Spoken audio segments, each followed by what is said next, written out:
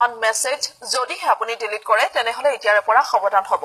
ভাৰত চৰকাৰে প্ৰণয়ন কৰিবলৈ লোৱা এখন নতুন আইনৰ অধীনত হোৱাটছএপ অথবা এনে ধৰণৰ ছচিয়েল নেটৱৰ্কিং সাইটৰ মেছেজ ডিলিট কৰাটো আইন বিৰুদ্ধ হিচাপে গণ্য কৰা হ'ব। হোৱাটছএপৰ মেছেজ ডিলিট কৰিলে যাব লগা হ'ব পাৰে জেল পৰ্যন্ত।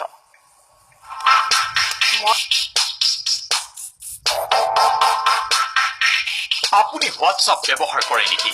আপুনি যদি হোৱাটছআপ ব্যৱহাৰ কৰে আপোনাৰ হোৱাটছআপৰ একাউণ্টত এতিয়া চৰকাৰৰ নজৰ।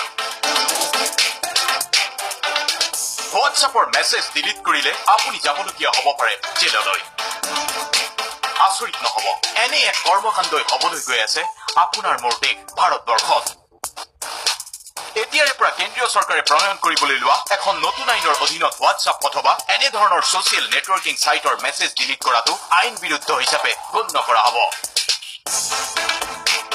হোৱাটছএপৰ মেছেজ ডিলিট কৰিলে যাবলগীয়া হ'ব পাৰে জেললৈ। নিজৰ ইচ্ছামতে ডিলিট কৰিব নোৱাৰিব হোৱাটছএপৰ মেছেজ। 90 দিনৰ পূৰ্বে মেছেজ ডিলিট কৰিব নোৱাৰিব। ভাৰত চৰকাৰে প্ৰণয়ন কৰিবলৈ লোৱা চৰকাৰৰ নেশ্যনেল এনক্ৰিপশ্যন টেকনলজি আইনৰ আধাৰত 3 মাহলৈ মেছেজ ৰখাটো বাধ্যতামূলক হ'ব।